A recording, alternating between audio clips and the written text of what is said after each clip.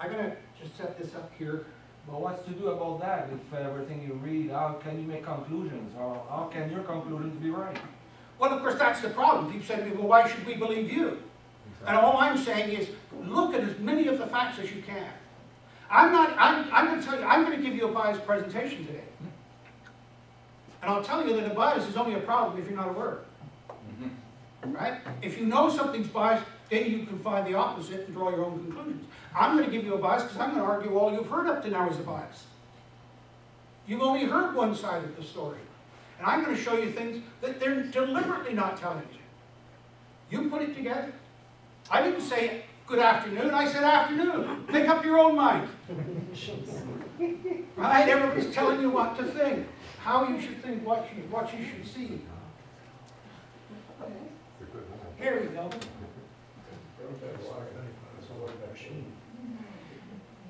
I've labeled this the biggest deception in history.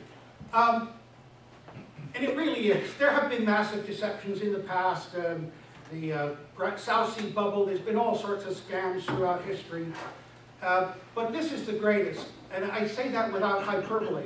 And the reason I say it is because this is the first deception that has affected everybody on the planet. Everybody. The price of energy, and all of the arguments in green and all of these other economies, and you can look at the impact.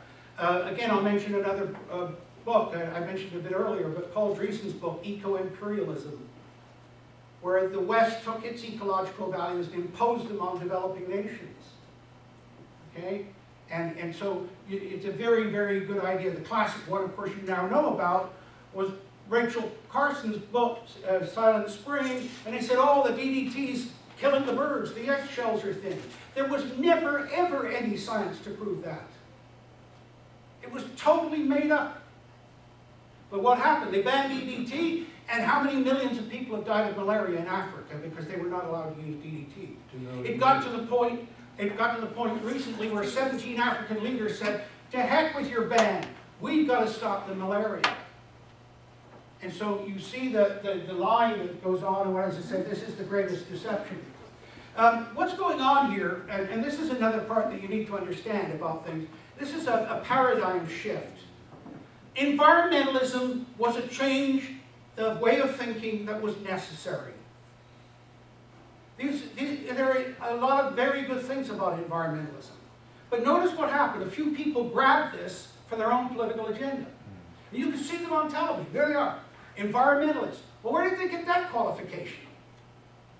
Right? It's like, so I used to tell my colleagues, and somebody used the phrase here earlier, and said, well, it's purely academic. You know what that means? It means it's irrelevant to the real world. And the academics need to think about that. And by the way, I challenge anybody in this room to find me a university or a college anywhere in the world that offers even a half credit in common sense. What do we call it? Sorry? I said, why do we call it that? It's not common. Well, it's not common, exactly. Yeah. And by the way, I used to make my colleagues even madder because I said if a university offered one, they'd have to bring someone from outside to teach it. That's the reality.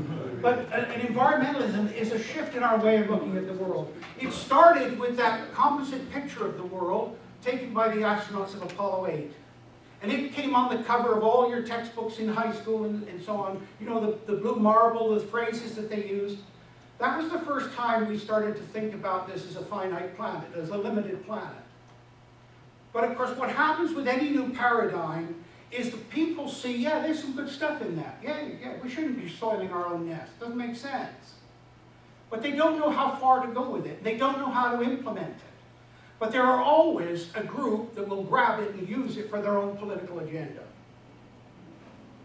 And those are the extremists. And I spent my career wondering, what is the role of an extremist in a society? And I finally figured it out. Their role is to define the limits for the rest of us. Their role is to say, to do things where people say, no, hang on a minute, that's going too far. Think about feminism, another new paradigm, absolutely necessary. Still a lot of things that need to be changed. But most women were saying, yeah, it needs some change, but how far do we go? And then the women started throwing their brows away, and the other women were saying, no, hang on a minute. Not so sure about that. It didn't last long. The extremists have defined the limits. There's still a lot of changes. And in fact, people, there was such a reaction that people backed off on the feminism. There's still some things that need to be changed. Well, the same is happening with environmentalism. People said, yeah, hey, good stuff. But then when you start to see the exploitation of it, people like David Suzuki, and the hypocrisy of, oh, you live the way I tell you, but don't tell me how to live. In my $12 million worth of 5 homes and all the rest of it. That's the thing, of course, that gets. And by the way, I can tell you, I took seniors on tours of Europe, and we went to Pompeii, and there's graffiti in Pompeii, wonderful to read the graffiti. And there was an election going on just prior to the eruption of the volcano. And one of the pieces of graffiti says, if we get rid of this bunch of scoundrels, we just get another bunch of scoundrels. Right? People understand that. But the two things, and this is from my own extensive research, the two things that trigger the people to rise up against the leaders, one is a failure of the food supply. And the second is when the leader believes that they are the only ones that have the right to rule. It's called the divine right of kings. And then the people will rise up and say, Edward Heath, when he was Prime Minister of England, was on television, and somebody in the audience said, Mr. Heath, with all of the changes and all the parliamentary democracy that's gone on, is it true that still 10% of the population control 90% of the wealth? And Heath said, yeah, it's true. And all the audience nodded. And then Heath made the mistake when he said, and that's the way it should be. The phone melted off the wall. His own party made him go on television the next day and apologize for what he'd said. Okay? People know that, but don't ever think that you have absolute power and absolute rule. And so the paradigm shift of environmentalism, of course, got grabbed by these extreme environmentalists, particularly through people at the Club of Rome. We'll talk about that. Now, this is an ad that's going on in Britain right now. When you look at those countries that adopted the green agenda, the green economies and so on, it's been a disaster. It's been a total failure. And one of the things that's really frustrating for people that they don't understand is that all the things are being promoted, particularly by Obama, for example. And I listened to Václav Klaus, the Czech Republic leader, now retired, in New York about 5 years ago, and he said, we've gone through 70 years of communism. Why the hell would you want to go back to that? And everybody nodded. If what these people were proposing was new, had not been tried, then people are willing to try it, particularly the Americans. They're more adventurous than most nations on earth. That's why they're in America, looking for that frontier, looking for the new opportunity. And that's why a lot of Canadians are here, because we didn't want that. We call ourselves the United Empire Loyalists and ran away from that. Okay? But Obama comes along and says, oh, this is going to be changed. And he led them to believe it was going to be completely different. And they're finding out now it's not only the same, but it's more of the same and worse. And you can say, well, what they're trying has already been tried and failed. In Britain, they're getting rid of their green economy. Go and look at Spain, where they created green jobs, and it cost $177,000 for every job they created. You know, go and look at, if you want to see what welfare does to people, go on our Aboriginal reserves. Go and count up the amount of money at federal, provincial, and municipal levels that is spent on every Aboriginal person in this country. And I did it first back in the 1980s, and even then it was almost $1.25 million per person. It's absolutely insane. It's not working. And when are you going to wake up to that? So they say Britain is better off without the Climate Change Act. But all of that money, how much goes to the native and how much goes to the bureaucracy? Oh, yeah, absolutely. The Indian Affairs, Department of Indian Affairs, yeah, so much of it goes. Yeah, it's like with these Red Cross. They discovered only 12% of all the money they collected was actually going to help people. Government's even worse. I agree. It's the bureaucracies that you set up. That's the problem. Yeah. Oh no, no question. Okay. Let's flip to the weather and climate thing. I'll show you how they deceive you on this. First of all, weather is atmospheric conditions at a place and time.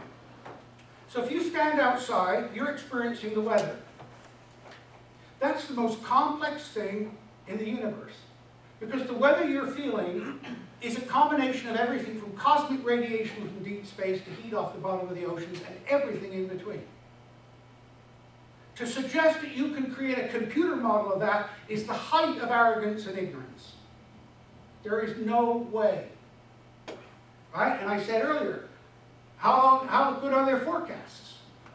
4 days at the most? Environment Canada claims 70% accuracy on their short-term forecast. If I tell you that you can be accurate for tomorrow and for the next 2 days, if you say tomorrow's going to be the same as today, you've got a 63% chance of being right. Right? Because of the way weather systems work. And they're getting another 7% for what? I mean, how much are we spending on these people? And then there's the climate. What is the climate? I was talking to a grade 4 class. I love those kids. And the teacher introduced me as a climatologist. Right? And of course, the grade 4s, the questions, they're right on their feet with their questions, and the questions are right here. Right? There's no messing around. And the kid jumped up, and I said, "You got a question?" He said, "Yeah." He said, "How many mountains have you climbed anyway?" What else would a climatologist know? I love that. That should be Reader's Digest in your bathroom. Climate is the average of the weather over time or the location. You're familiar with this. I said, what's the climate of Britain? Wet. What's the climate of Poland? Haven't a clue. Haven't a clue. But it's the average of the weather. And one of the things, by the way, they'll tell you that their climate forecasts are different than their weather forecasts. They're not. The weather forecasts are wrong, therefore the climate, which is a function of the weather, is going to be wrong too. But they don't tell you that. Right? Most people don't know the difference between a climatologist and a meteorologist. Meteorologist studies physics of the atmosphere. A climatologist studies the pattern of weather and how it changes over time. That's what I've been looking at. How much the weather changes over time, and that's what we need to look at. Here's a simple diagram of the weather. It's this, all you systems engineers would appreciate this. And here you can see the solar radiation coming in, temperature, outgoing radiation, mixing depth from the oceans. I mean, this is such a complex system. And the question I want you to ask yourself is, in all of that, why did they pick CO2? Why did CO2 become the focus? It's such a small part of this total system, but they focused on CO2. And that's the story that you need to understand, why this became the focus. CO2 is the second or only second in the list of greenhouse gases. You all heard about greenhouse gases. How many of you know what a greenhouse gas is? Well, I'll show you in a minute. The most important greenhouse gas is water vapor. Never gets mentioned. It's 95% of the greenhouse effect. They never mention it because they want you to focus on the CO2. And you need to ask yourself why that's the case. This is my bank account. I'm learning the LaRouche principles. I'll be better at this. This actually shows you the temperature of the Earth from the ice cores in Antarctica going back 420,000 years. And I took this because I wanted to cover everybody in the room. Boy, you better have a sense of humor here today. Right? They told me when I joined the Canadian military, if you haven't got a sense of humor, don't join. Right? And I didn't realize how serious they were until they put me on a squadron where the oldest aircrew was 36 and the youngest airplane was 42. I'm not kidding. Every single airplane was older than anybody that was flying. And we had one airplane that was 6 inches longer than when it was built. Yeah, an old DC-3. And it was used for towing targets during the war. And every rivet had given it a little bit. It was stretched out. So the door didn't fit. We had a big gap in the back door. And we're flying in the Arctic at -70. Hey, welcome to Canada. Anyway, this shows you, here's the present temperature, okay? Here's the temperature 120,000 years ago, here's 240, here's 320,000 years ago. And they tell you that this is warmer than it's ever been. That's an absolute lie. And as our geologist friend was talking to you about, the catastrophes and so on. These, of course, are the ice ages. Here you've got big ice sheets building and then they melt. We're in an interglacial. We're in a warm period of the Earth's history. And the cycles of climate, of course, are ignored. They say that there are no cycles to the climate, but there are. And this is one of the most basic ones that you can see here. Just 20,000 years ago, this is looking down on the North Pole. It takes you a while to figure it out because it's not your normal view of the world. But here's the North Pole, and here's China, North America. Look at the ice sheets that covered the Earth just 20,000 years ago. The ice sheet covering North America 20,000 years ago, that's yesterday in the Earth's history. Not even yesterday, 2 seconds ago. The ice sheet covering North America 20,000 years ago was larger than the current Antarctic ice sheet. And they're trying to tell you that climate change is more rapid now than it's ever been. It's so wrong, it's just unbelievable. But these are the lies that they're telling you. And by the way, look at the ice sheet in Eurasia, and the Greenland ice sheet and so on. They're telling you about sea level. Well, let's get to that. Here's the North American ice sheet. You had one over the Rocky Mountains and the Laurentide ice sheet here. That's just 20,000 years ago. All of that ice melted in less than 5,000 years. And there's nobody on this planet that can tell you where the heat energy came from to melt that ice that quickly. And I got to tell you, it wasn't Barney Rubble in his car. Okay? That's for sure. For sure. But where did all the water come to form that ice? The answer is it came out of the oceans. 20,000 years ago, the sea level was over 400 feet lower than it is today. But they're telling you, oh, the sea level's going to rise. The end of the world. Run for the hills. Send Al Gore money. Right? So when you start to look at how this lowered the sea level, you wouldn't need the B.C. ferries. You can walk to the Queen Charlotte's. What a great day. Oh, sorry. There we go. This is the sea level change over the last 20,000 years. Here's sea level as it was 20,000 years ago, and here it is today. But Al Gore in his movie had all the land flooding and going halfway up the Statue of Liberty. So why did he do that? The answer is because if you say to people, what's wrong with global warming? They can't answer you. They can't tell you. Because they've been fed only one side of the story. Remember what I said at the beginning about bias?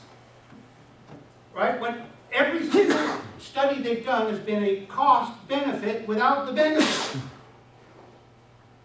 Deliberately. Deliberately, cost only.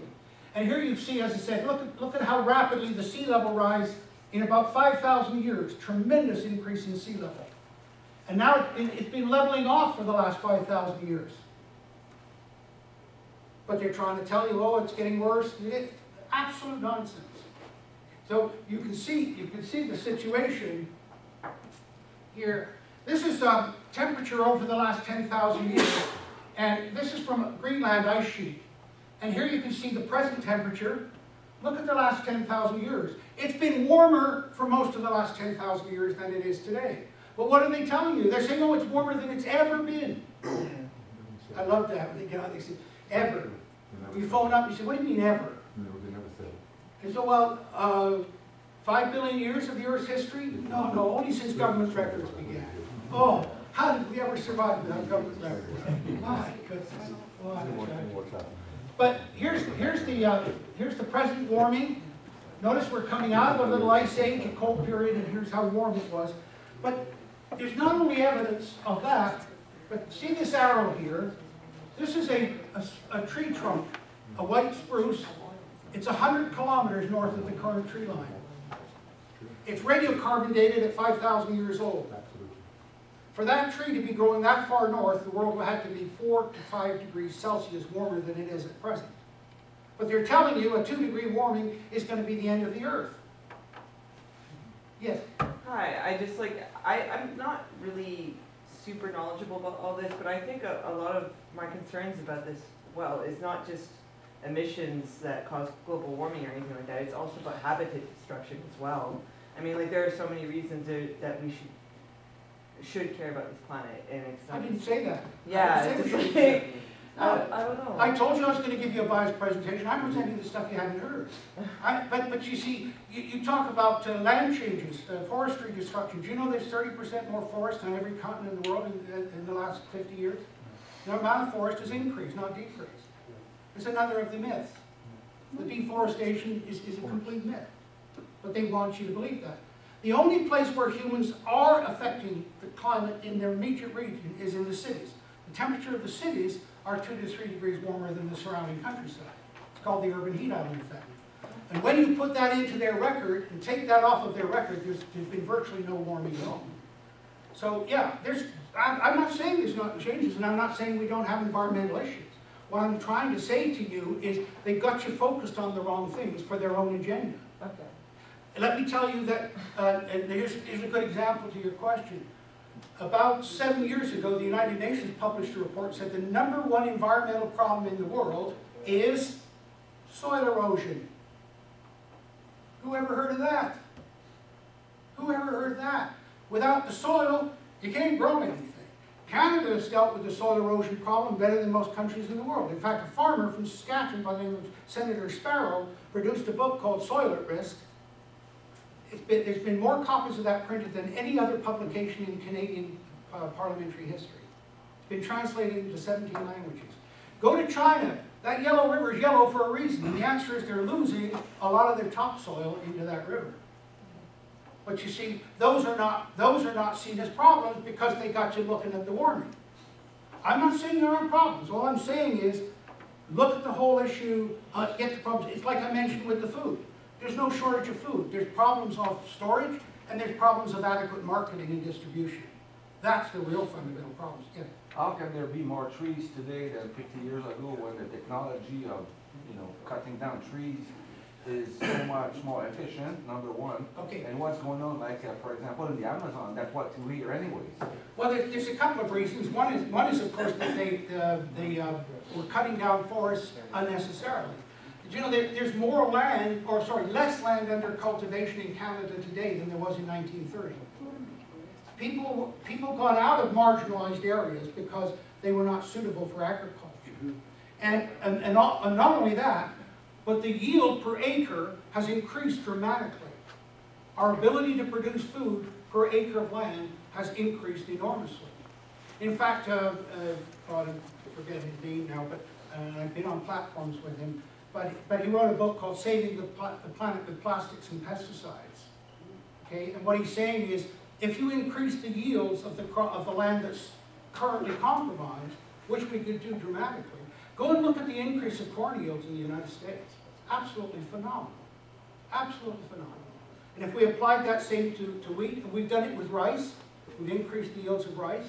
And in fact, what's happening now? Greenpeace are blocking the growing of yellow rice, which has huge potential to feed third world countries. And the co-founder of Greenpeace, Patrick Moore, who I happen to know personally, has been down at the Greenpeace headquarters protesting about that, denying that food supply to people. But the forests, you can look at New York State, for example. There's 1.6 million acres of forest now, more than there was in the 19th century. So there's been a dramatic change in how we use the land. But again, that doesn't get reported. But ask about that.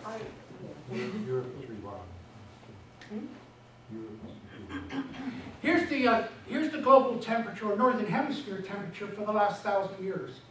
Here's the current temperature, and you go back, and here's the little ice age, 1680, when the world was very cold. And people kept saying, oh, you're a global warming skeptic. And I said, yeah, all scientists are skeptics. If you're not a skeptic, you're not a scientist. But you see, this is how they use terminology. They create slurs, because the public idea of a skeptic is somebody who doesn't believe anything, just a doom person. But all scientists have to question everything all the time. That's the nature of science. You don't accept anything. So yeah, I'm a global warming skeptic. What was I skeptical about? The argument that human CO2 was causing the warming. But that didn't happen. And then, and we'll see this in a minute, went from global warming to climate change. All of a sudden, I'm a climate change denier. Right? This is how they attack. It's personal attacks. They put you into groups that label you as nutcase. Look at anybody that dares to ask questions about Obama's paperwork. I talked to a lawyer that went to law school and he said, I never saw the guy, I never met the guy, I never heard of the guy. And it wasn't a big law school. But you ask questions about the paper of Obama, what happened? Oh, birther. That's a craze that they created to marginalize. Oh, you birther. Oh, and you dare to ask questions? Conspiracy theorist. How many in this room have been labeled conspiracy theorist? It's a lovely way of shoving you into, oh, those nut jobs over there. Right? It's a collective ad hominem, if you want. And this is the game that they play. So nobody's arguing the world hasn't warmed up. It's been warming up since 1680. Notice, by the way, I got Dickens' Winter on here. That doesn't mean it was a Dickens of a winter. It meant that Charles Dickens wrote Christmas Carol, because in the first 9 years of his life in London, it snowed every single winter, and the snow stayed on the ground for 3 months. It was colder. And what did Dickens write about? The failure of harvest, the social conditions that stemmed from that. Right? That's what he was addressing. But here you see the Little Ice Age. You don't understand the fur trade unless you understand how cold it was in the 17th century. And when did the Hudson Bay Company get their charter to bring furs into Europe? 1670. Bingo. See how cold? We're talking a meter of ice on the Thames River in 1682.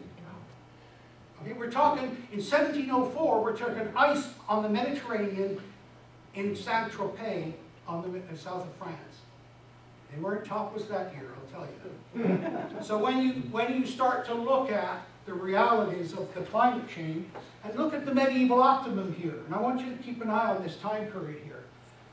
Much, much warmer. When the Vikings were sailing in the Arctic, and the Vikings were sailing in Arctic waters that are now permanent pack ice.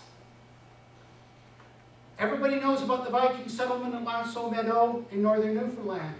Very few people know that the Vikings also had settlements in northern Quebec, on Ungava Bay.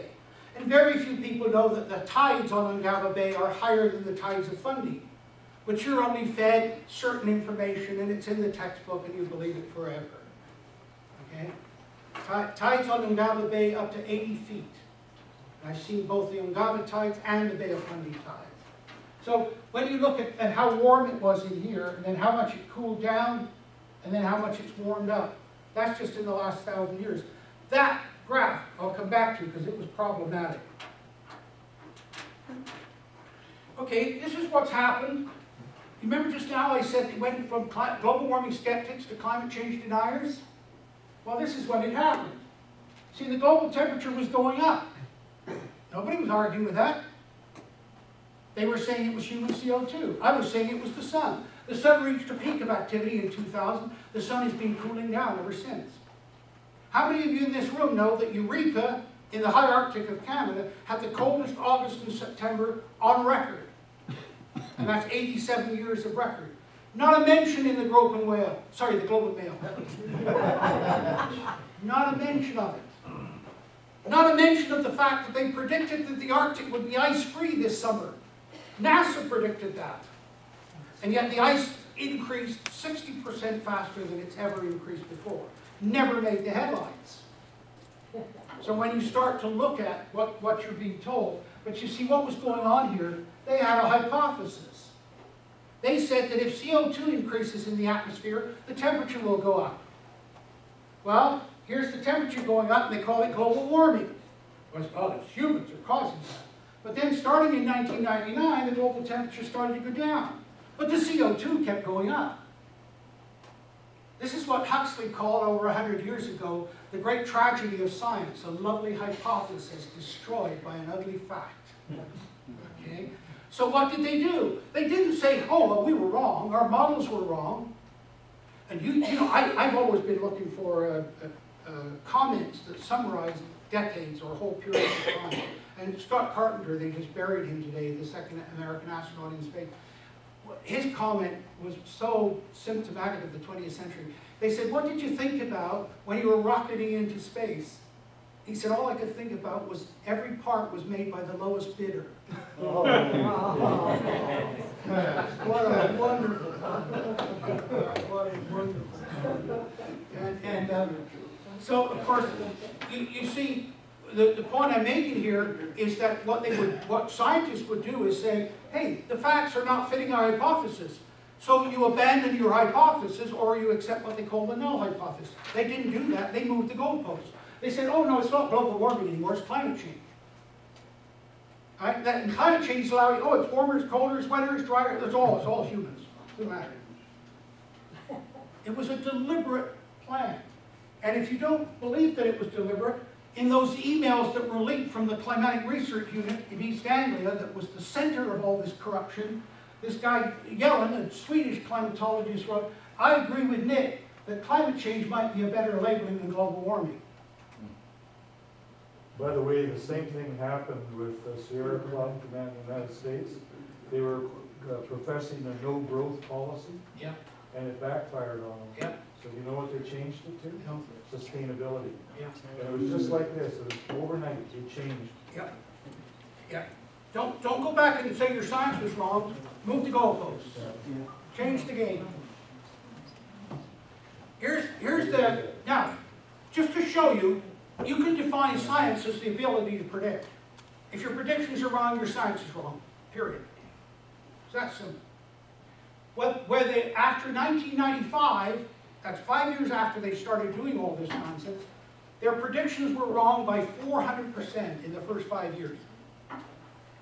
Did they admit that? No. They stopped calling them predictions. They said, oh, we're doing projections. They started doing projections.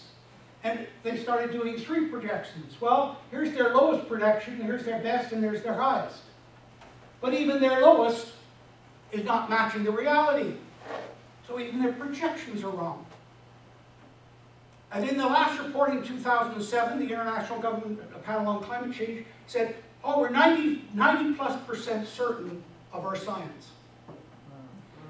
This comes out, they come out with a new report, and instead of saying, we were wrong, they said, oh, no, we're 95% certain we're right. In the face of the evidence. Right? But they knew that people didn't know what they were saying. They got the headline. That's all that matters. Tell the lie. And have it repeated in enough media that when it's repeated 3 times, it becomes fact. It's kind of like that old research thing with academics. They say if you copy from one person, that's plagiarism. If you copy from several, it's research. That's the difference. What's the difference between your green and your blue there? Oh, sorry, the HADCRUT is the Hadley Climatic Research Unit temperature. That's the surface temperature. The green is the University of Huntsville at Alabama. That's the satellite. The satellite's showing colder temperatures than the surface, partly because of the urban heat island I talked to you about. But the satellite, of course, is also better because it covers the whole globe. If you plot the increase in CO2, you can see how it influenced their predictions or projections. But you can see what's actually happening. We blended the two here. You can see that what they've said is if the CO2 is going to go up because humans are producing more and therefore the temperature will go up, and that's the end of it. Excuse me, I assume that you built those graphs, I assume? Yes. And where did you get your raw data, if I may ask? The raw data is what they put out. I use their raw data. Okay, very Yeah, because one of the things that it's absolutely essential in science is what's called reproducible results. You have to be able to take what somebody else did and then how they created it and reproduce it. If you can't reproduce what they did, then there's something wrong. We'll come to a case of that in a minute. But yeah, you always go back, and I'll show you how they manipulated the data. You heard that they're saying, oh, there's going to be more severe weather. There's do you know what? This is the lowest year for tornadoes on record. Do you know what the worst year for deaths from tornadoes was? 1905. And there weren't many trailer parks then. Oh, I shouldn't joke about it. Oh my God. You just can't make this stuff up. 250 people died in 1905 from tornadoes. There were virtually no tornadoes this year. Here's the tropical storms and hurricane frequencies, 1971 to present. But what's Al Gore saying? Oh, it's the worst year ever. Obama said, yeah, in fact, it just passed legislation yesterday, executive order. We got to stop this extreme weather. What extreme weather? It's not there. It's simply not in the record. So, and you can go on and on with graphs like that. Okay, I want to show you this quote because this is absolutely stunning. This is by a German physicist and meteorologist by the name of Klaus Eckhart Plus. And he said, 10 years ago, I simply parroted what the IPCC told us. That's the Intergovernmental Panel on Climate Change, the authority on global climate. One day I started checking the facts and data, which is what I told you to do. First I started with a sense of doubt, then I became outraged when I discovered that much of what the IPCC and the media were telling us was sheer nonsense and was not even supported by any scientific facts and measurements. To this day, I still feel shame that as a scientist, I made presentations of their science without first checking it. Scientifically, it's sheer absurdity to think we can get a nice climate by turning a CO2 adjustment knob. That is an incredible statement for a scientist to make. But did you see that in the mainstream media? Not a word of it. Not a word of it. What the objective of blaming CO2? Okay, yeah, he's asking about blaming CO2. Can you hang on? I'll get there. Okay, I mentioned about Al Gore, why they do the flooding, why they do. What most people can't answer, what's the problem with global warming? Given time, they invariably say the ice will melt, sea level will rise, polar bears will die, and cities will be flooded. That's what they'll eventually come back at you with. And of course, that's why Al Gore made so much of his movie about Arctic ice and so on. And I want to show you how they cook that data, how that is manipulated. I've been working on Arctic ice conditions going back to Warner Dunbar, a woman working in Canadian Arctic ice back in the 40s and 50s. To give the time, all inaccurate or out of context is suitable there for Central Gore's movie. By the way, Gore getting the Nobel Peace Prize, I mean, what peace did he bring? I mean, just a piece of lies, I guess, but he deserved the Oscar. No, because it's from Hollywood. It's just pure propaganda. Pure propaganda, so he deserved that. We call it Oscars are for actors. Okay, this is, again, it's going to take you a while to figure out where you are. You're not used to looking down on the North Pole. Queen Elizabeth I looked down on the North Pole. She had John Dee draw her a map like this because she wanted to get control of the North Atlantic and North Pacific. That's how much she knew about the world and what was going on. More than our leaders today know. Okay? And here's white is the Arctic ice. This is April 1st, 2007. This is at maximum extent of ice. You've got 15 million square kilometers of ice. Okay? Let's go to August of the same year. August the 26th of the same year. Look at what's happened to the ice now. How many people know that? That 10 million square kilometers of ice melts every single summer. That's normal. But people don't know that. And Gore can say, oh, the ice is melting. And if you look at it, every summer, 10 million square kilometers of ice, an area equal to the United States, it melts in approximately 150 days, a rate of 67,000 square kilometers. That's an area twice the size of Vancouver Island every single day. Yes? There is an open gap in Greenland of melting ice that Jan Arthus Bertrand, I think, the French photographer who made the movie Home. Yeah, there's all sorts of different conditions in the Arctic. I flew search and rescue in the Arctic, and for 5 years I know the Arctic conditions very well. There's always open ice in the Arctic. It's never closed up. When they come out with stories about open ice at the North Pole, that is not unusual. In fact, when John Ray went looking for the Franklin expedition, he took the first inflatable boat into the Arctic with him, called the Halkett boat. It was like a Zodiac boat, because he knew that at any time of the year he could have to cross open waters. This idea that the Arctic is totally frozen over is simply wrong. You get areas where there's more saltiness in the water, but most of the sea ice is fresh ice, fresh water. Because when water freezes, it precipitates out the salt. Okay? So, yeah, there's all sorts of different things that you can find with this. So here, but can you imagine, you could have in the newspaper, you could put a headline. An area of ice twice the size of Vancouver Island melted yesterday. Oh my God, it's the end of the world. You see, they know you don't know what is normal. That's why you can get away with those scary headlines.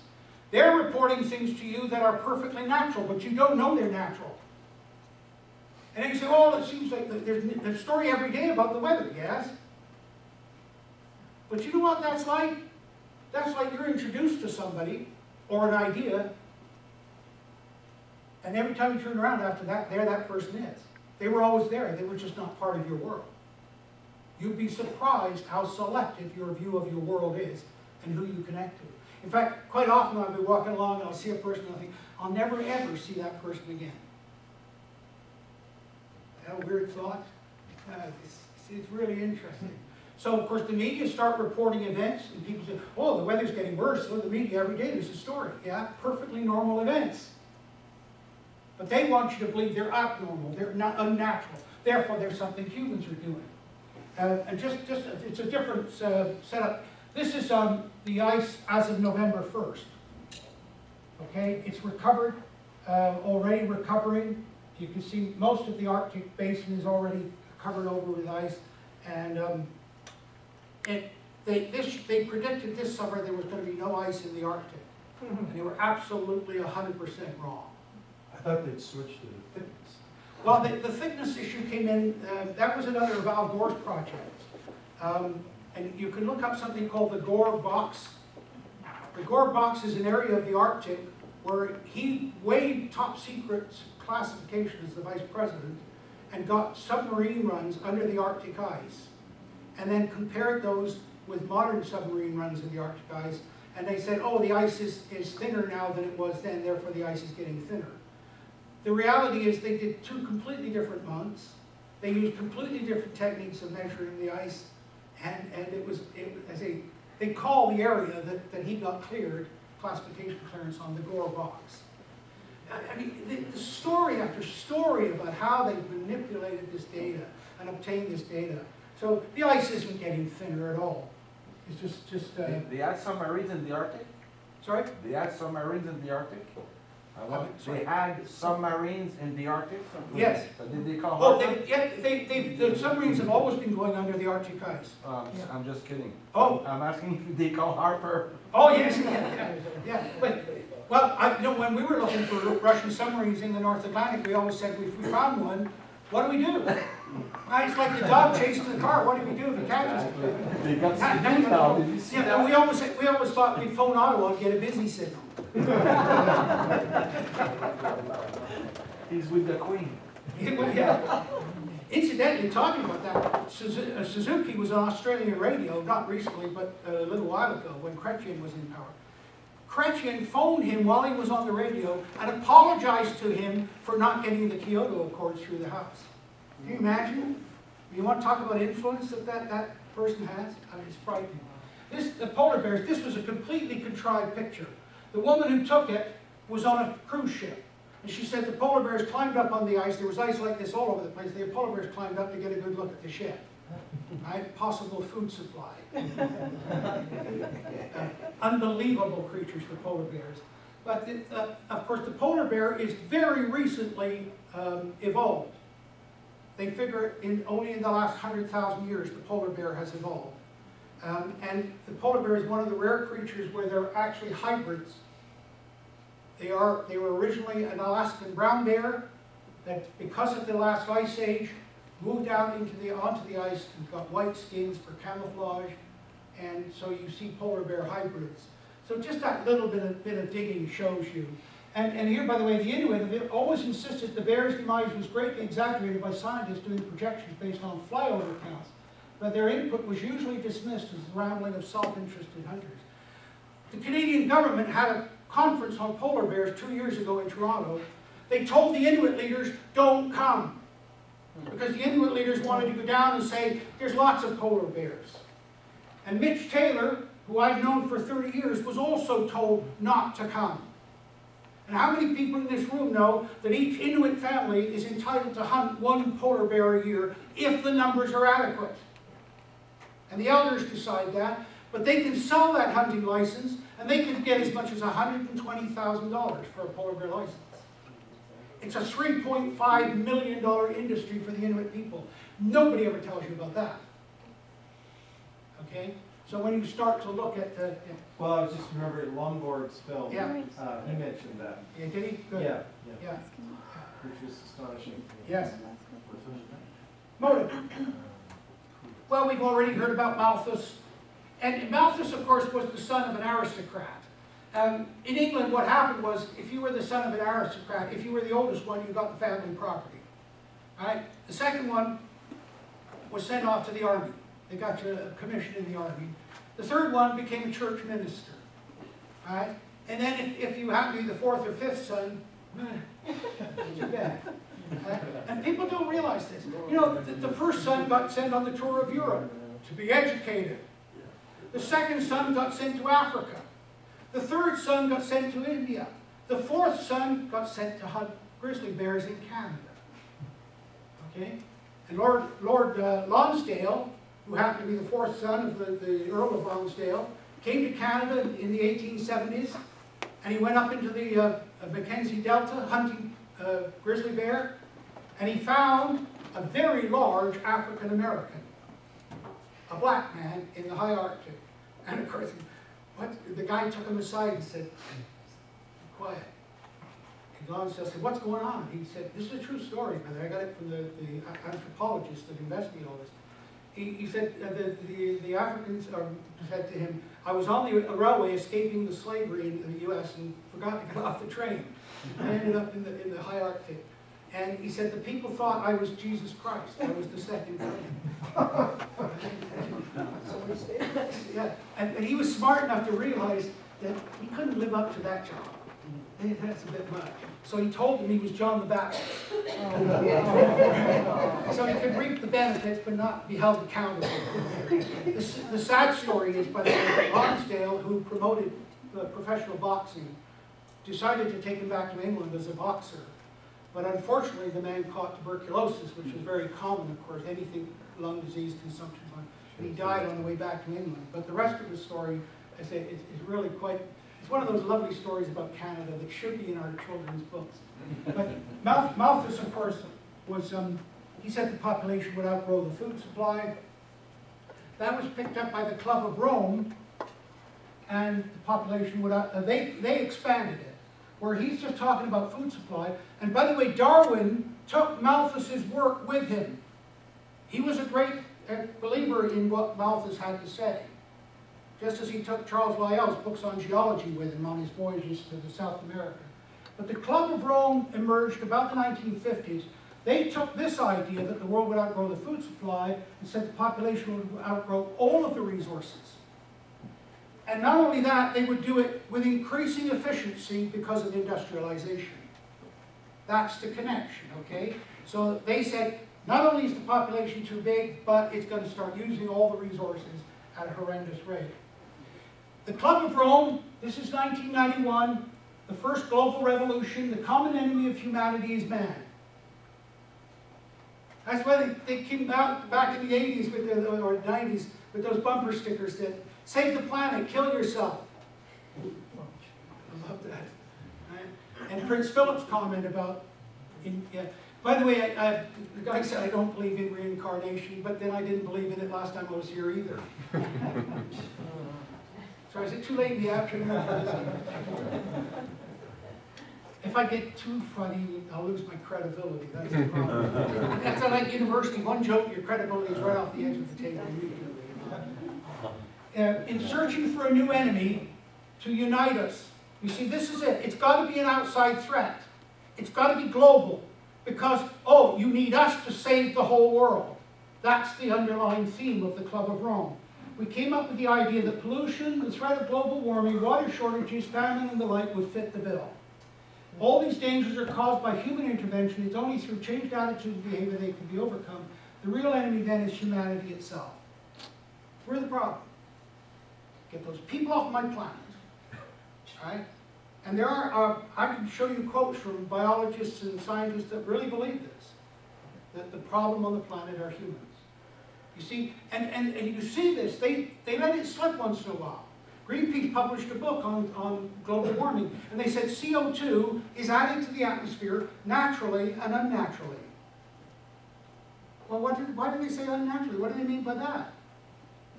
Didn't even occur to them. What they meant, of course, that the unnatural is humans.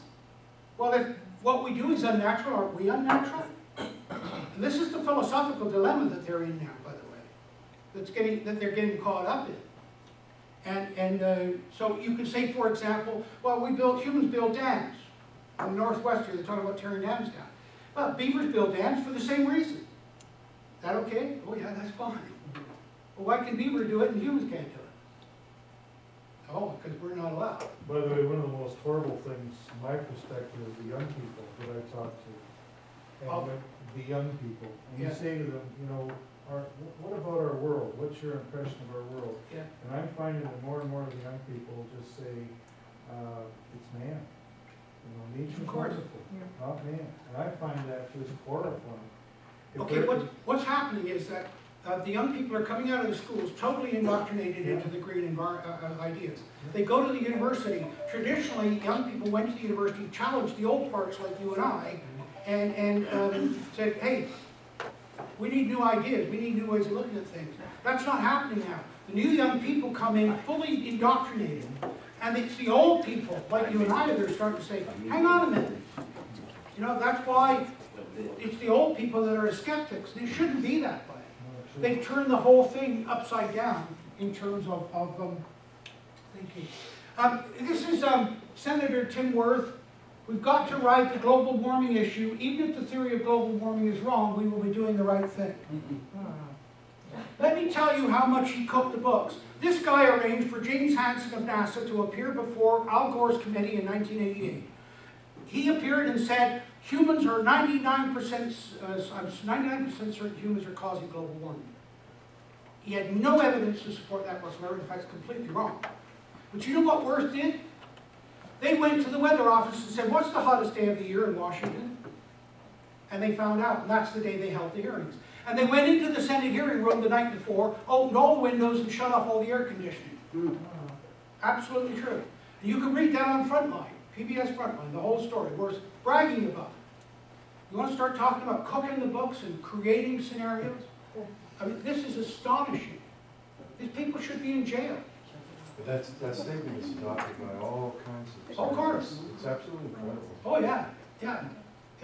Well, guess where he is now? He quit being a senator. He's now at the United Nations. What a surprise. Yeah. No matter if the science of global warming is all phony, climate change provides the greatest opportunity to bring about justice and equality in the world.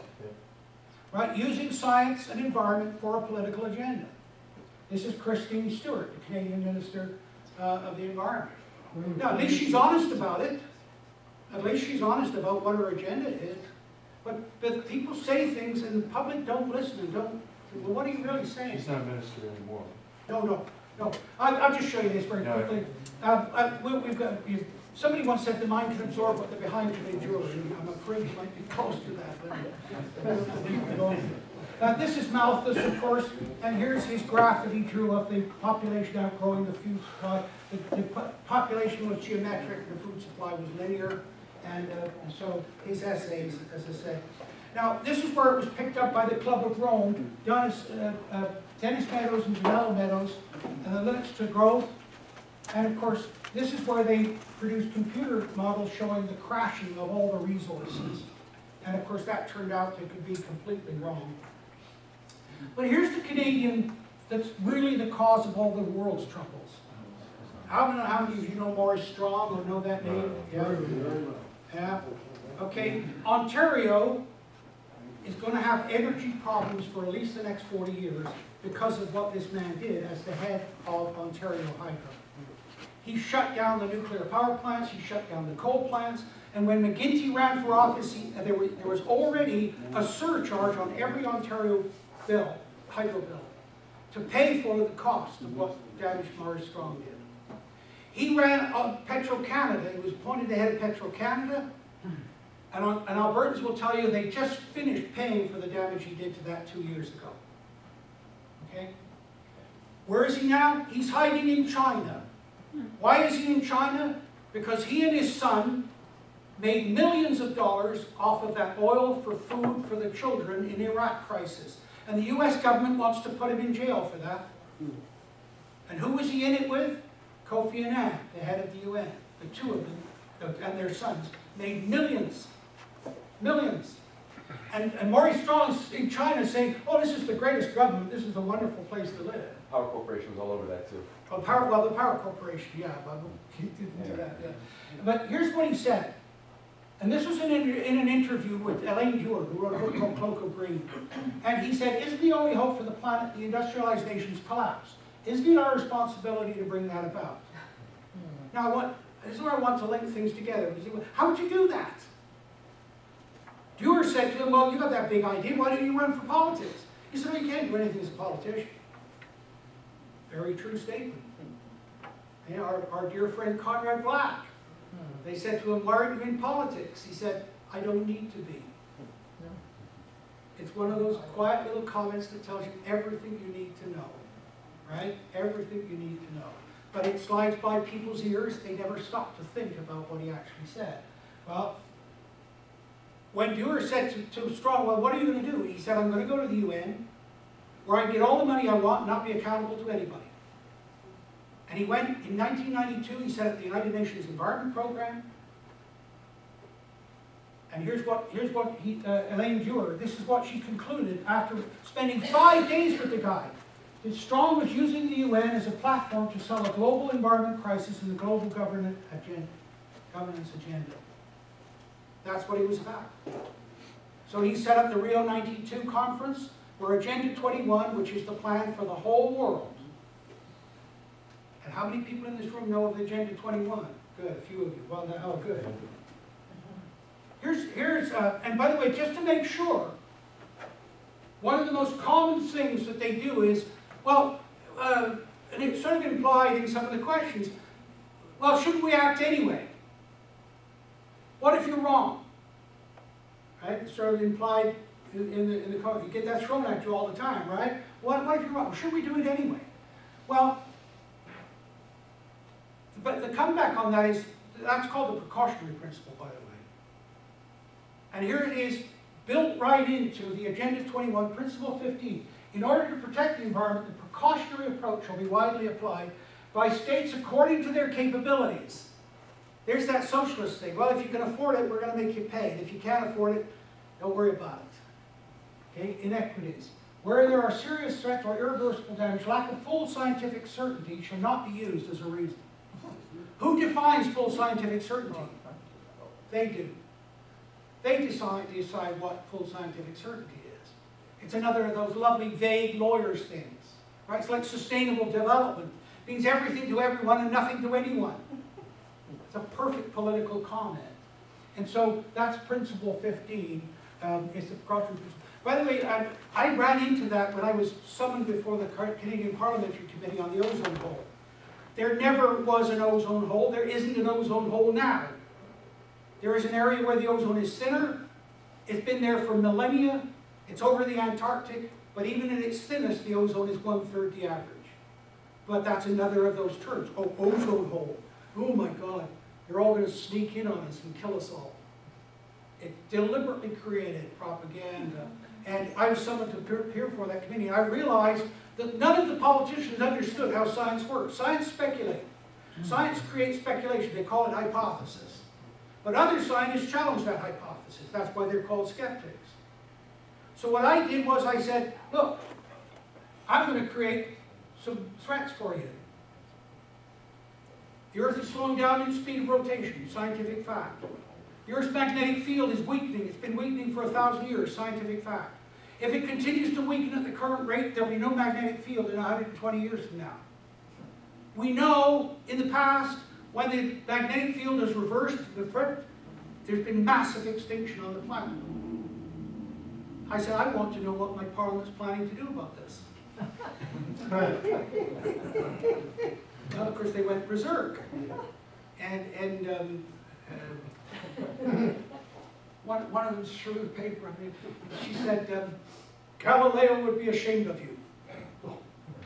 And I said, wow, to be mentioned in the same sentence as Galileo is the greatest compliment you could pay me. Clearly you don't understand Galileo's role in the history of science. Okay?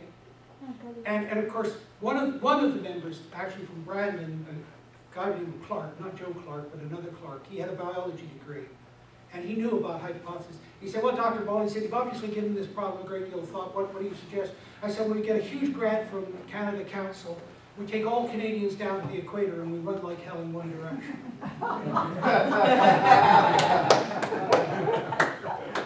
They got really angry at that. They got really angry. Well, you can't have a sense of humor in the House of Commons. And you certainly can't show it. But this is the precautionary principle built right into Agenda 21. Here's what Maurice Strong set up the political process. He got the United Nations Environment Program, Rio 92. They recently had Rio Plus 20, which turned out to be a bit of a bust. And then, of course, on the other side, he set up the scientific side, which was the Intergovernmental Panel on Climate Change. This is all orchestrated by him. He did it through the World Meteorological Organization, because that way he got control of the bureaucrats of weather in every country in the world. And he could control the bureaucrats in the Weather Office, and they were the ones that determined how much money went to climate change research and who got the money. In Canada, if you're a scientist, you get your funding through the Canada Science Foundation, which is arm's length from government. If you're in medical, you get it from the Medical Council, which is arm's length from government. If you're in the humanities or the social sciences, you get it from SSHRC, which is arm's length from government. The only research funding that went straight from a government department to the scientists was climate change research. They kept complete control of it. Remember I said $6.8 billion? And where did they get that money from? They closed down weather stations because they needed the money to fund their political activities. Bureaucrats. Mary McCarthy said, you know, bureaucracy, the rule of no one, the modern form of despotism. And that's what's going on. The bureaucrats have taken over. And of course, Strong knew that. That's why he set it up through the WMO. Okay, now at the focus of research.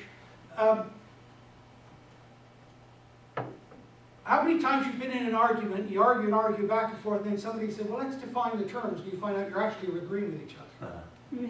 Right? You've all been through that, sitting on your case of beer at that party at 2 in the morning. Yeah, that's feminism now, the women are doing it, you see this. But and I learned about this, and this is something I really want you to understand. I used to think commissions of inquiry were a great idea. How many times have you seen there's a conflict and people are saying, oh, we need a commission of inquiry. And finally the politician comes out reluctant and says, okay, well, we'll appoint a commission of inquiry. And everybody goes, whoa, got the politics out of it. I gotta tell you, the very first commission of inquiry I was appointed to, I found out how they work, what they do. Because it was over water in Lake Dauphin in Manitoba. And we got the terms of reference. And the terms of reference were so narrow, we couldn't even get the data that we needed to solve the problem. In other words, they predetermined the outcome of our commission. And so I said tell the minister, Doug, who was the chairman of the commission, I said, tell the minister, unless we get all the data we want, I'm going to go to the media and say, he's trying to predetermine the outcome. Well, of course, he decided he didn't want that. Let me give you an example. They control it by the terms of reference. What's the greatest conspiracy theory today but the John F. Kennedy shooting, right? Mm-hmm. Isn't that one of the biggest conspiracy theories today? I was watching Judge Warren being interviewed on television, and they said to him, why didn't you look at the connection with the mafia in Dallas and Jack Ruby? And he said, very simple. It wasn't in my terms of reference. I knew exactly what he was saying, and I knew most people watching didn't have a clue what he meant by that. In other words, he was warned off by the Kennedys, don't go looking there. Yes? Dr. Ball, I'm sorry I have to leave, but I hope there's one thing that you can bring up, and that's Al Gore with Generation Trust. Yeah. I just want people to know here that Al Gore was the chairman of the world's largest carbon trading company, which was created as part of this hoax and a scam. before he made Inconvenient Truth. And to think that he stood there and said that the oceans were gonna rise and we're all gonna die, without telling the people, by the way, I want you to know that I am the world's chairman of the world's largest carbon trading company in Europe. And he said, so I have a conflict of interest. Now, I'm in the mining business, and if I stood up in front of an audience like this, and I told you that the gold was gonna become really scarce, so you should invest in gold, and I didn't tell you that I was in the gold business, I would go to jail. I would lose my directorship, I wouldn't be allowed to trade shares. Al Gore is the biggest hoax and hypocrite in the world, in my opinion. Horrible. So I hope you can tell him about that. Yeah, well, what's even more frightening is he came within 1,500 votes of being the President of the United States. That's even more frightening. And by the way, notice who didn't support him in his run for the presidency. Bill Clinton. Why? Because Bill Clinton knew Al Gore. And I can also tell you, by the way, the reason his wife, Gore's wife, left him is because he was a bigger philanderer than Clinton was. And his wife finally had enough of it and left him. Anyway, I'll just show you this very quickly. I'm sorry, I'm going far too long. They define climate change this way. A change of climate which is attributed directly or indirectly to human activity that alters the composition of the global atmosphere. In other words, they only look at human causes of climate change. They don't look at natural variability. The problem is you can't determine human effect unless you know how the mountain causes natural climate change. But that's what they're doing. They narrowed the definition. Well, we're only looking at the human part. But how do you know if you don't know how it changes naturally? Oh, we're not looking at that. This is done deliberately to limit it, just like with the Warren Commission. I talked about CO2. Why the focus on CO2? Well, of course, it's to shut down the industries. That's what Strong wanted. If you wanted to close down an industrialized nation, how would you do it? You could say, well, we'll cut off the energy flow. Well, people would scream right away. Look at their lineups when they're yelling when the price goes up. But if you could show the byproduct of that engine, CO2, was causing the runaway global warming, then you could blame the industry. And of course, that's what they did. They said CO2 is causing runaway global warming. And by the way, they also lied to you about that. Because they don't call it CO2 anymore, they call it carbon. Carbon is a solid, it's an element, it's not gas. CO2 is a gas. They're completely different things. You got the President of the United States on television saying carbon pollution. That's not what he's talking about at all. It's a complete lie. But that's what they're doing here. Yes.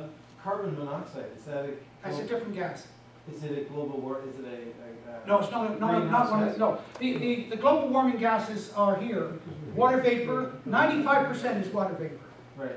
Okay, CO2, what is up to, they're claiming it's now up to 4%.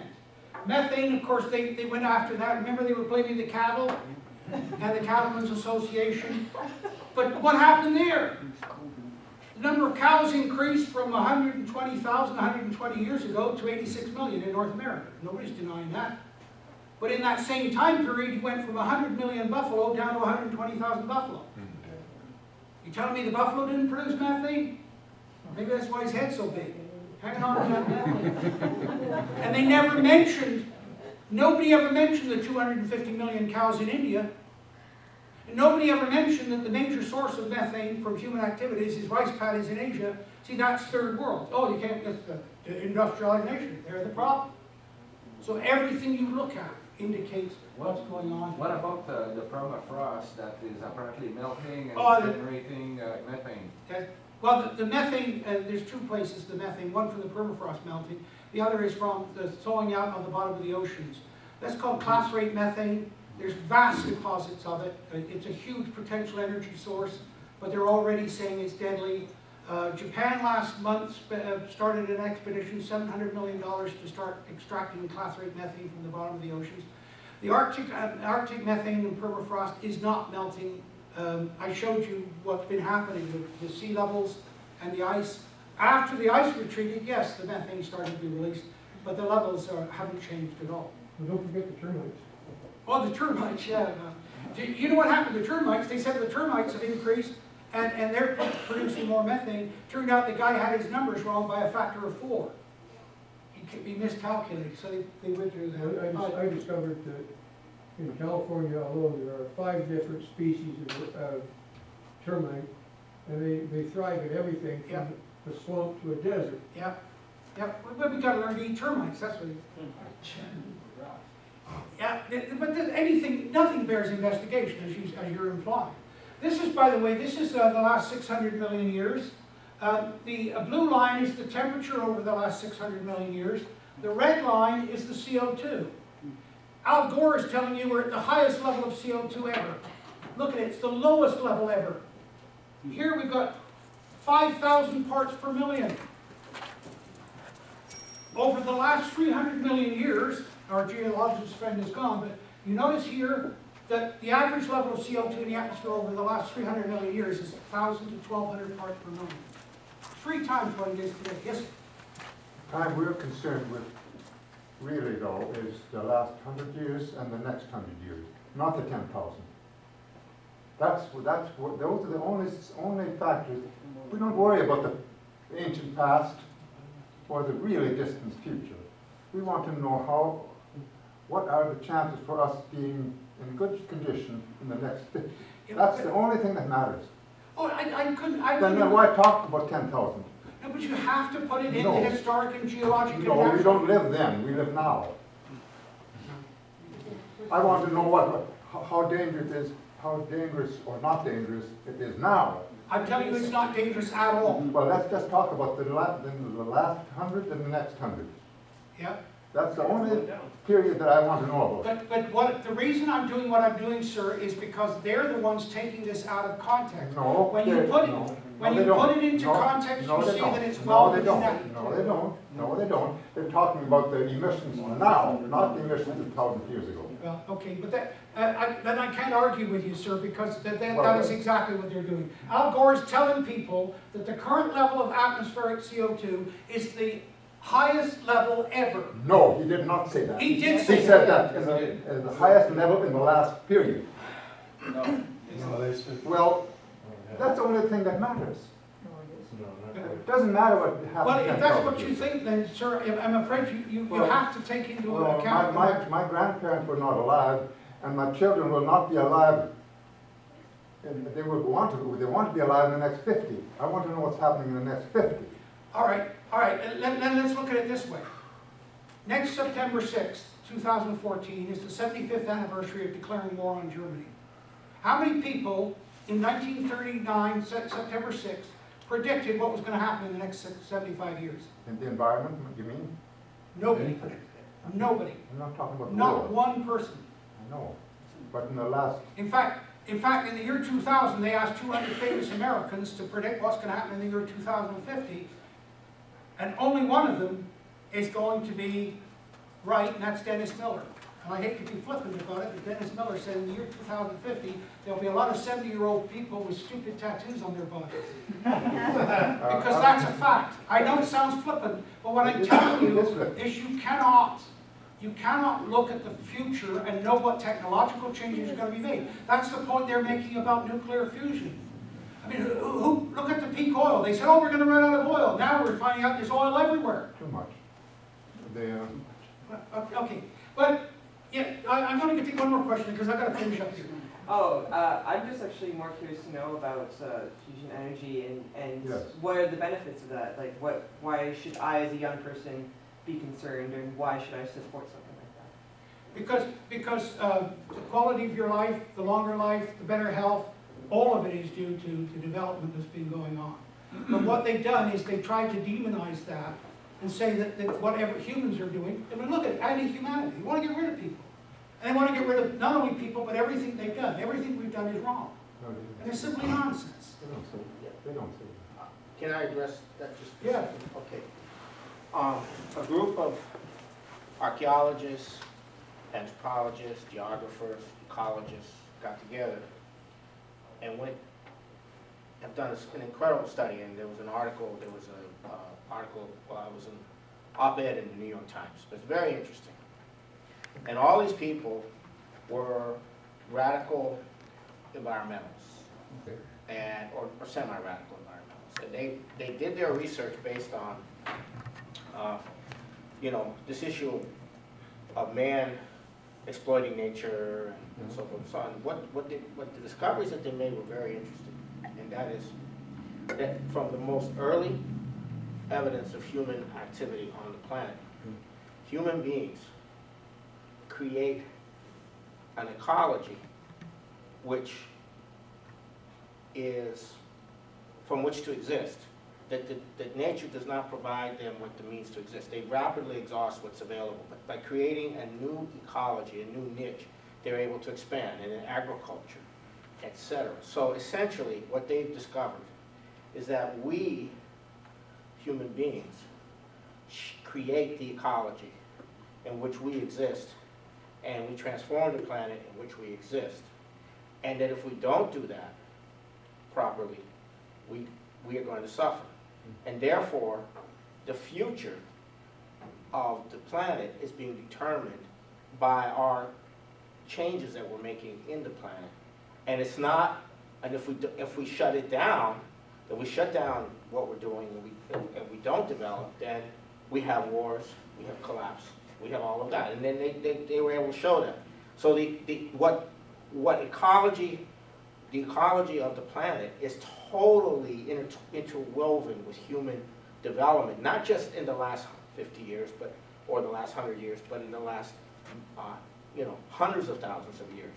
And therefore, but these were all environmentalists. These were all people who had the view that man was a problem. And they now realize that man is a problem if he doesn't develop. Incidentally, I'll just Sorry about that. No, that's fine. But I'll just finish here by saying that you go to the commercial greenhouses out in Delta, they're pumping up to 1,000 to 1,200 parts per million CO2 into the greenhouses. It increases the yields by a factor of 4. Okay, and that seems to suggest, and Dr. Sherwood Idso's done hundreds of different plants, and this suggests that the plants obviously evolved to an ideal level of 1,000 to 1,200 parts per million. That they're, in fact, you could argue that the plants are now malnourished. And we know, because of the increase in CO2 in the atmosphere in the last few years, that the amount of vegetation on the planet has increased. NASA satellites are showing that. So, okay, the fundamental assumption is CO2 increase because of temperature increase. Here's the ice core record from Antarctica. The blue shows the temperature, the red shows the CO2. When this first came out in 1991, I remember when the French Petit and Jouzel brought this out, and everybody jumped on it and said, oh, there's the proof, look at the temperature going up and down with the CO2. Jouzel, the Frenchman, said, don't rush to judgment.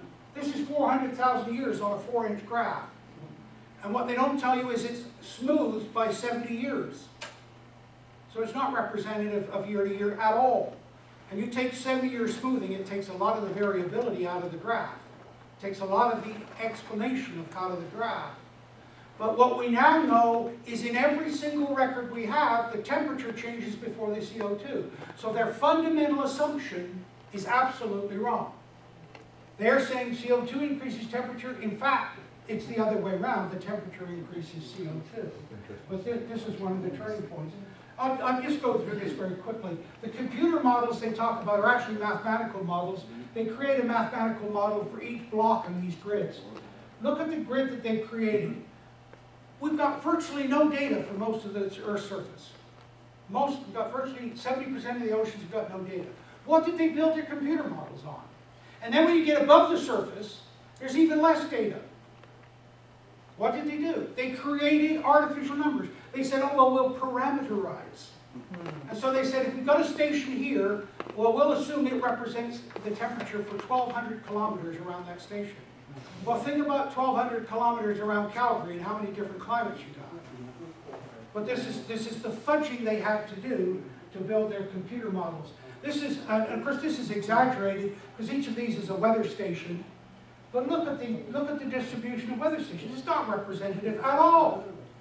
So what's your computer model built on? Of course your computer model is going to be wrong. In his autobiography, Hubert Lamb, who I had the privilege of him helping me with my doctoral thesis, said it was clear that the first and greatest need was to establish the facts of the past record of the natural climate in times before any side effects of human activities could well be important. Okay? Which speaks to the gentleman's question about 100 years. The situation is worse now. We got less weather stations in the world than we had in 1960. They closed weather stations. Cruise ships too. And here's the Canadian model is the worst of all the models. Is that Weaver's model? That's Weaver's model. Yeah. Professor Weaver at the U of Vic, who's now, by the way, in the cabinet, in the BC cabinet for the Green Party. Not in the cabinet. Yeah. 14. No, he's Shadow not. cabinet. No, but he was appointed by Campbell to the Climate Action Committee, and they're the ones that brought out the BC carbon tax. Yeah. Right? It was completely unnecessary. So his political crossover with his science is really questionable. Well, he's become honest. Yeah. Here's Environment Canada. I'll just show you this quickly. This is their 12-month, 10 to 12-month forecast. This is their forecast for the coming 12 months. And this is a map that shows how accurate they've been in the past. So going back over the 60 or 70 years they've been doing these forecasts, the gray area is less than chance. In other words, you could toss a coin and be more accurate than their computer model. What's amazing is that they put this on their website. I mean, who could put these kind of results about their work on the website and keep their job? It's absolutely stunning. The arrogance, of course, of doing it is they know nobody's going to hold them accountable for it. But here it is. Look at the precipitation. 95% of the map, less than chance with their computer models. And yet they're the people that are telling you, oh yeah, we know for certain what's happening in the next 50 and 100 years. I'll go through this very quickly. Major things they leave out because they're only looking at human causes, solar factors, incoming solar radiation. They look at that, but they say, oh, it's very minor changes. But you know what? You change solar radiation by just 6%, it explains all the temperature in the history of the world. So even a fractional change in the solar energy output will change the temperature very dramatically. They had an eclipse today. You have a full eclipse, and see how much the temperature drops in the full eclipse region. 7 or 8 degrees Celsius, simply because you've shut off the sun for a few minutes. And then they're telling you the sun is not an important factor. Sun-Earth relationships. How many know of the Milankovitch effect?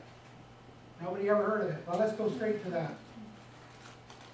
You go to look at the textbooks, and most of them are still this way. They tell the kids that the orbit of the Earth around the sun is an ellipse. And it doesn't change. But the fact is the elliptical orbit of the Earth changes all the time, every single year. It goes from almost circular as it is now to extreme ellipse as it was 20,000 years ago. Why? Because of the gravitational pull of the planet Jupiter. In other words, every single year the orbit of the Earth around the sun is different. That changes the climate. The tilt, they tell you it's 23.5 degrees. It isn't. It's 23 degrees, 36 minutes and 45 seconds, but 23.5 is close enough for government work. Yeah. And then they don't tell you that the tilt changes from 21.8 to 24.4 over time. It's how does that changes the climate. And you know what? None of this is included in their computer models. And when Mr. Weaver, I was on a radio program and said they don't put it in their models, he said, no, we don't put it in because it's too long a time change. Well, if you're making a forecast for 50 and 100 years, this becomes a factor. And it certainly cancels out any positive effect that humans are having. But it's not in their computer models. And here you can see the calculations of how it changes solar energy over time. So, and the same thing, by the way, is with this precession of the equinox. The date on which Midsummer's Day and Midwinter's Day changes. You want proof of that? We have to keep correcting our calendars because they get so out of phase with what the sun and earth are doing. Right? 1752, the government added 11 days to the calendar. People were furious. They forgot the government had shortened their lives by 11 days. I was teaching at Stony Mountain Penitentiary, and one of the guys said, I know one group that weren't upset. It's all a matter of your position. Yeah, it's Gregorian calendar again. Yes, yes. So, and of course, because, you see, we're taught that change is gradual over long periods of time. That's called uniformitarianism. That's the Darwinian view of the world. But Darwin himself knew that change was dramatic and occurring all the time, but he didn't dare say that because he was already in trouble with the church. And so Darwin said, no, change is very gradual. Not true. Simply not true. And of course, it then means that if you say, well, change is very gradual, sudden change, oh, then that's not natural, must be something humans are doing. And what's happened now is there's no scientist that will say, hey, Darwin was wrong. Darwin knew what the limitations of his theory were. But if any scientist came out and said Darwin was wrong, immediately they'd, oh, here, all the creationists leaping out of the closet. Jimmy Swaggart coming out of the motel. So you can see the problems that science has got itself into as well. It's become more dogmatic than the religion it replaced. And you can see that in so many ways. But that's the molecular. I check your own schools. Are they teaching this in the school? Are they still telling the kids the orbit doesn't change?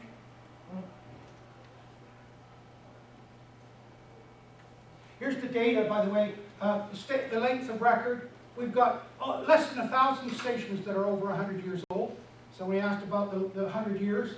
The number of stations has declined starting in 1960, dropped dramatically. The coverage of the stations is reduced as well. That's from NASA. That's not my data. And here's what Professor McKittrick at Guelph University found, that as the number of stations declined, starting in 1960, but particularly in 1990, the temperature went up.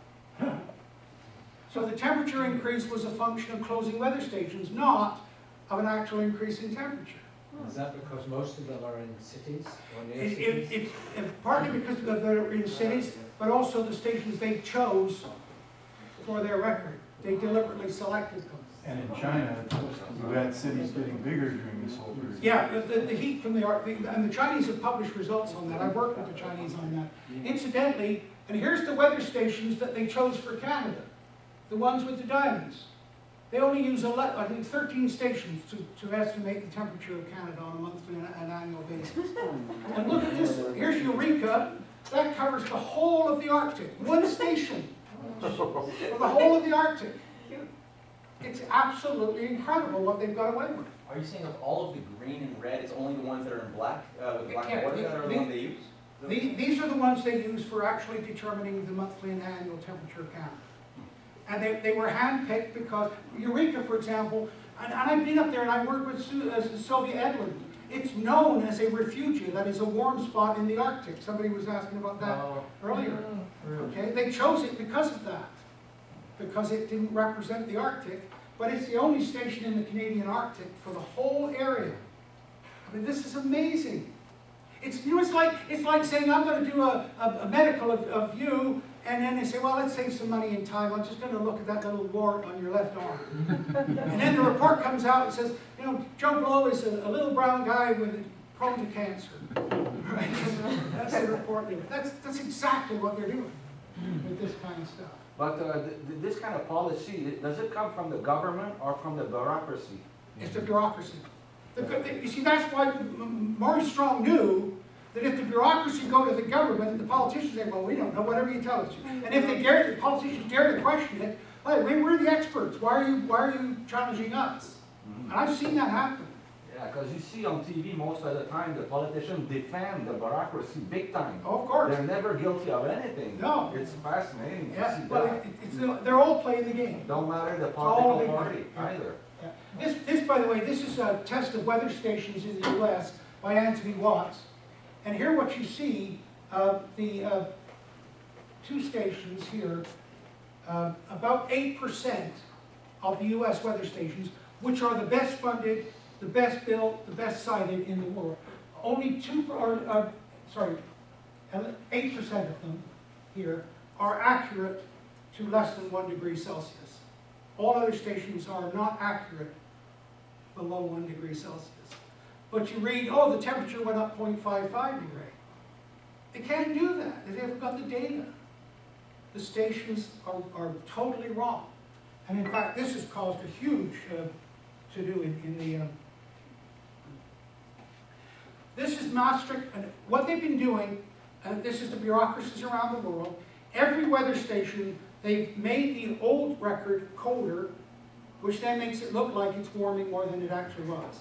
This is Maastricht in Holland, And here you could see the original actual record, and now the red is what they're using. Look at how they made it look colder. There's a lawsuit going on in New Zealand by the New Zealand Climate Science Coalition. And here's the airport at New Zealand. Here's the blue is the actual data. The red is what they put out as the official temperature data. Look at how they changed the curve. They've done this with every single weather station worldwide. Every single one. It's criminal. It's absolutely criminal. If anybody got caught cooking the data like this, they'd be in jail in a minute. I But have a few nobody moose knows. pastures that we do that Sorry? with. I have a few moose pastures we do that with. Okay. On gold, yes. Hey, by the way, what happened was that the New Zealand government were going to go to court and defend it, and then they said, "Oh no, we won't fight you in courts. We'll establish a commission of inquiry." Well, we know what happens with commission of inquiry. And they did what and who did they appoint? Australian bureaucrats that were doing the same thing. It's absolutely amazing. IPCC reports. I'll just show you this one very quickly. This was the first actual example of corruption. This was the graph that was presented. They said, look, there's temperature rising over this period. Clear evidence of humans causing warming. But here's the actual graph. Look how they selected out the portion that showed some warming. This was done deliberately. It was done by Benjamin Sander, who was a scientist at Lawrence Livermore. Okay? And he changed the wording. Because the committee had agreed on wording. I'll do this out quickly. This is what they'd agreed on. None of the studies cited above show clear evidence that we can attribute the changes to the specific cause of increased greenhouse gases. In other words, we don't know enough to say. But here's what Sander put in there.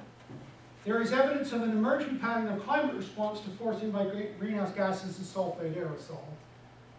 And then the kicker, the body of statistical evidence in Chapter 8, when examined in the context of our physical understanding of the climate system, now points to a discernible human influence on the global climate. Guess which quote got into the newspaper? A discernible human influence. This is what the committee agreed on. This is what the leader of the committee actually put in the report. And then when he was called on it, he claimed he couldn't deal with it. He was having a nervous breakdown. He had to go home. I mean, there's case after case after. If there was just one or two, I wouldn't even bother coming to talk to you.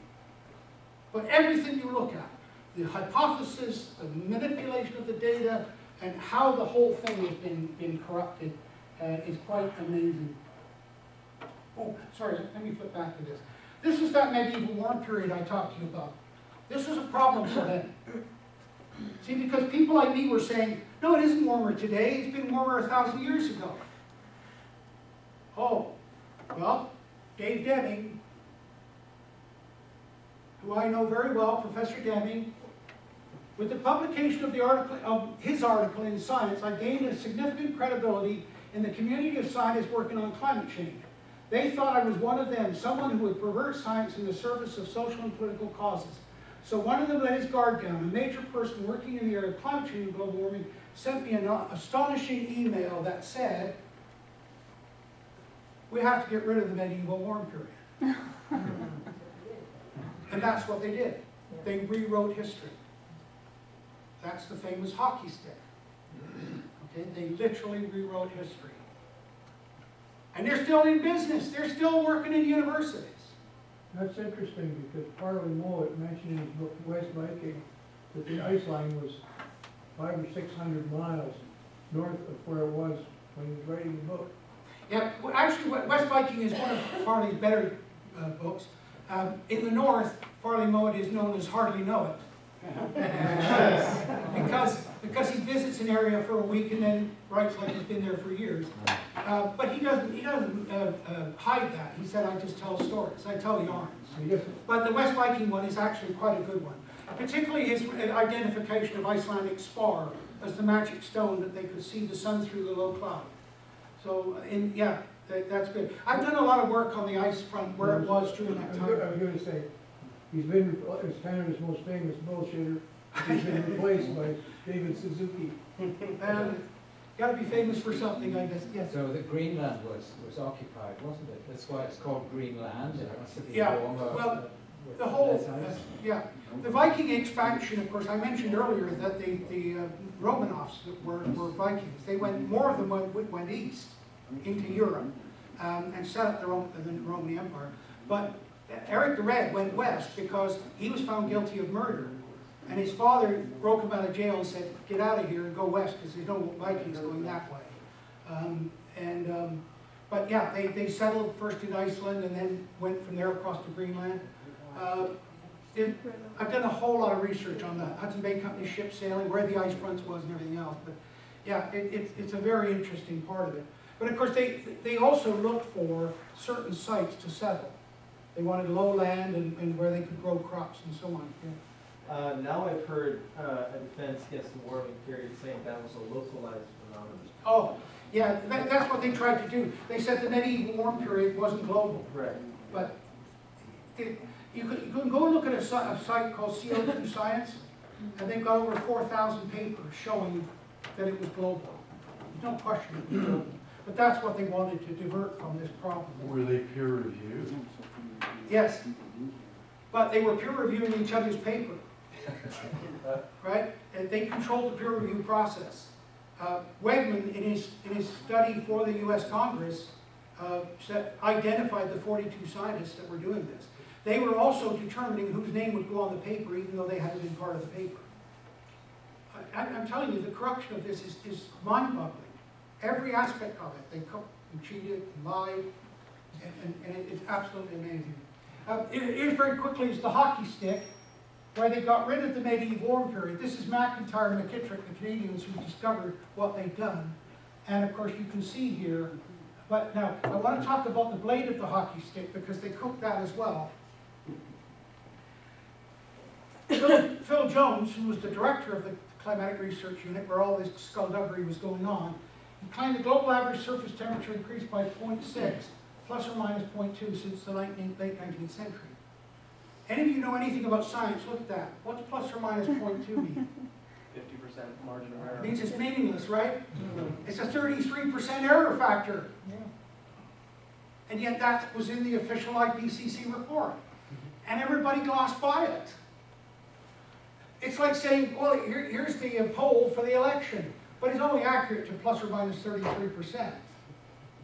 It is quite incredible. And here's what the range is meaningless. Warwick Hughes, an Australian climatologist, wrote to Jones and said, I'd like to see your data. And Jones wrote back, we have 25 years or so invested in the work. Why should I make the data available to you when your aim is to try and find something wrong with it? And we've got all those emails. And that's the hockey stick, the blade. You cooked the blade because they had to show, oh, it's sudden dramatic warming in the 20th century, therefore it must be humans. And what's the sea elevation? You know, if you compare the sea level from, like, let's say 200 years ago to today, is there sea level has increased slightly since 200 years ago because of coming out of the little ice age, the warming that's been going on for 200 years, but it's not very. The reality is sea level isn't level. Is that a better indicator, though, if it goes up, that there's a warming? No. Because of the ice, obviously. Well, get into all the details of this, but if you're standing on a shoreline and the water seems to be rising, it could be because the water's rising or the land is sinking. Okay, if you go down to the Gulf of Mexico, and Suzuki did this. He said, oh look, here's the water's much higher here now than it was 50 years ago. In fact, the land is sinking. Because North America, when it had the ice sheet up here, was like this. Now the ice is melted, it's doing this. Okay? It's called isosceles rebound. But when you're standing on a shore, you don't know whether it's the sea level that's changing or the land level that's changing. You can't sort those out. And not only that, but if the water temperature changes by 0.5 degree Celsius over the whole globe, that will cause about a quarter of a meter of change in sea level because warmer water expands. And then also, of course, you get different salinity, all sorts of things. Different. In fact, off the coast of Newfoundland, and we did this when we were chasing Russian submarines around, there's an area there where the sea level is 100 meters higher than the surrounding area because of the gravitational pull within the mantle of the Earth. So the geologists know all about that. So again, it's one of those things that they grossly oversimplify. You say, oh, well, the ice melts, the sea level will rise. The Antarctic and Greenland ice sheets, 2/3 of them are already in the ocean. Right? They're below sea level. And if the Greenland ice sheet melted, what you'd have is a string of islands and sea in the middle.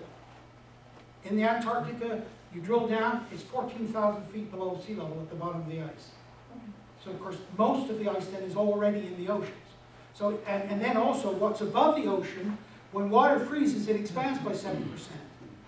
So even if it melts, the volume is not the same as the ice occupies. So if you melted all the ice, sea level would not change very much at all. And in fact, right now, they're seeing the sea level is decreasing over the last 5 years. And that's from Niels Axel Morter, who's been studying this for years. But you see, they got the Maldives and those islands in the South Pacific. And they saw an opportunity to get some money out of the UN. And so they even went to holding a cabinet meeting underwater. I think all cabinet meetings should be underwater now. Anyway, we'll just get to the end here. This is sunspots. That period when the little ice age and the fur trade was going on, virtually no sunspots, therefore it was very cold. The sunspot numbers have been increasing, the world's been getting warmer since. And here you can see the latest readings. And the reason it's cosmic energy from space causes a change in the low cloud level. So as the low cloud level changes, then the amount of heat that's reaching the Earth changes, that causes the temperature change. Okay, that's what's going on. Again, they haven't told you this. Right now, the sunspot numbers are the lowest we've seen in 200 years. In fact, we're certainly going to get down to sunspot numbers like around 1800, 1820, which was the Dalton minimum. Here's the relationship between cosmic energy and low cloud cover. The red is the cosmic energy from space. The blue is the low cloud cover. So you can see the relationship. Again, none of this is in their computer models or their reports. They don't even mention this. The graph in percentage, what, of surface area covered? Is that what the... Yes, this is the total surface area covered, in fact. It's like putting up a screen in the greenhouse. Here, as I said, we've gone out of cycle 23, we're into cycle 24. And you notice, as I said, this is as low as the Dalton minimum. The climatologists that I think are good are the Russians, the Chinese, Japanese, and we're all agreeing that the sunspot numbers are going to continue to decrease and that the Earth will continue to get colder. And yet the world is preparing for warming. I mentioned, we're likely to get to this. This is, I mentioned about the frost on the Thames in 1683. This is a painting by Jan Griffier where you've got a meter of ice. Here's St. Paul's Cathedral, Westminster Abbey here. Queen Elizabeth and her court skated on the Thames quite regularly. These medieval ice fairs, the last one was 1830 because the world had warmed up enough by then the ice didn't form. Some waggers said that the ice doesn't form anymore because they built the Houses of Parliament here and the hot air from the pole.